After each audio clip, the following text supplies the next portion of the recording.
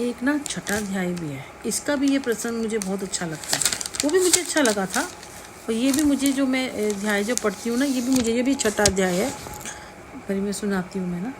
ऋषि बोले, देवी का कथन सुनकर दूत को बड़ा क्रोध हुआ। उसने दैत्यराज के पास जाकर सब समाचार विस्तार पूर्वक कह सुनाया। दूत के वचन सुनकर दैत्यराज कुपित हो उठा और असुर सेनापति धूम्रलोचन से बोला, धूम्रलोचन, तुम शीघ्र ही अपनी सेना साथ लेकर जाओ और उस दुष्टा को, ये अम्बे के लिए कह रहे हैं, दुष्टा को केश पकड़ के घसीटते हुए जबरदस्ती यहाँ ले आओ।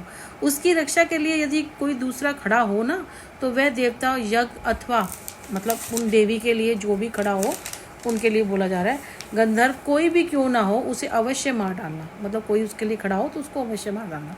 ऋषि बोले, शुंभ के इस प्रकार आज्ञा देने पर धूम्रलोचन दैत्य ने 60,000 असुरों की सेना लेकर वहाँ से तुरंत प्रस्थान किया। मतलब इतने लोग लेके वो गए देवी के पास।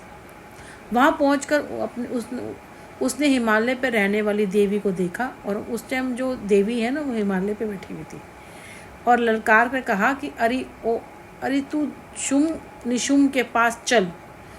जो शुंभ और निशुंभ दो राक्षस थे ना, यदि वे इस समय प्रसन्नता पूर्वक मेरे स्वामी के पास नहीं चलोगी तो मैं बलपूर्वक चोटी पकड़कर घसीटते हुए तुम्हें ले चलूँगा। ये जो राक्षस थे जो माँ अम्बे को कह रहे, देवी बोली, तुम्हें दैत्य के राजा ने भेजा है, तुम स्वयं भी बलवान हो। क्योंकि वो तो थी लेकिन उन्हें पता था, लेकिन वो उनको ऐसे कर रही थी कि तुम स्वयं भी बलवान हो और तुम्हारे पास विशाल सेना भी है। भाई तुम बलवान भी हो और तुम्हारे पास सेना भी है। ऐसी दशा में यदि तुम बलपूर्वक ले चलोगे तो मैं क्या ही कर सकती हूँ। मतलब तुम्हारे पास बल है, अगर तुम ऐसे करोगे तो फिर मैं क्या कर सकती हूँ ना। ऋषि बोले, देवी के यूं कहने पर दैत्य धूम्रलोचन उनकी ओर दौड़ा। तब अंबिका ने हूं शब्द का उच्चारण मात्र ही उसको भस्म कर दिया। शब्द बोलते ना, करके, जो शायद इसमें दिखाया भी था ना।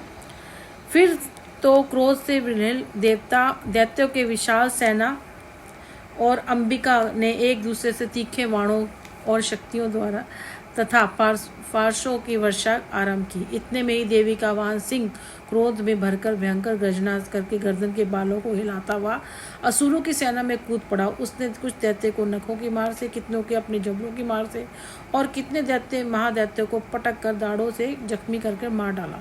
जो उनका सिंह था उन्होंने भी युद्ध किया था। उस समय सिंह ने अपने नखों से कितनों के पेट फाड़ डाले, थप्पड़ मारकर कितनों के सिर धड़ से पतक कर दिए, कितनों को बुझाए और मस्तक काट डाले। अपनी गर्दन के बाल हिलाते हुए उसने दूसरे दैत्य के पेट फाड़कर उनके रक्त चूस लिया। अत्यंत क्रोध में भरे हुए देवी के वाहन उस महाबली सिंह ने क्षण भर में ही असुरों की सेना का संहार कर डाला। शुंभ ने जब सुना देवी ने धूम्रलोचन असुरों का मार डाला, तब उसके सिंह, तब सोचो जब ये प्रसंग आप पढ़ते हो ना, तो आपके रोम रोम, जब ये युद्ध हुआ होगा तो आपके रोम रोम जिसे कहते हैं, मैं अभी इस टाइम पढ़ती हूँ, जिस टाइम मैं पूजा में बैठ के इसको पढ़ती हूँ ना प्रसंग पे, अभी तो मैं यहाँ आपको पढ़ के सुना रही हूँ।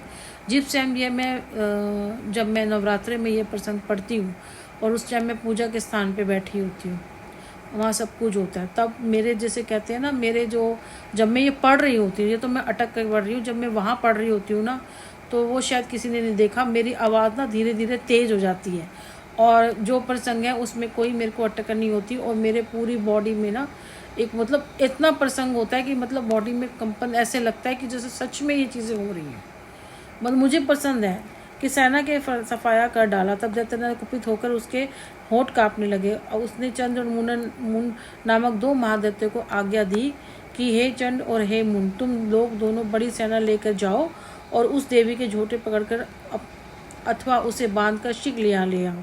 यदि इस प्रकार उसको लाने में तुम्हें संदेह हो तो युद्ध में सब प्रकार के अस्त्रों और समस्त असुरी सेना का प्रयोग करके उसका वध कर डालना। मतलब उसे किसी भी कीमत पे उनको, देवी को, सोचो जब एक देवी के साथ ये हो सकता है, जिनके पास सारी शक्तियाँ थी, सब कुछ था, तो हम तो एक आम हैं। चलो कोई ना, शीघ्र ले आओ। यदि इस प्रकार के लाने में तुम्हें संदेह हो तो युद्ध में इस प्रकार के अस्त्रों और समस्त असुरी सेना का प्रयोग करके उसका वध कर डालना। उस दुष्टा की हत्या होने तथा सिंह के मारे जाने पर उस अंबिका को बांध कर शीघ्र में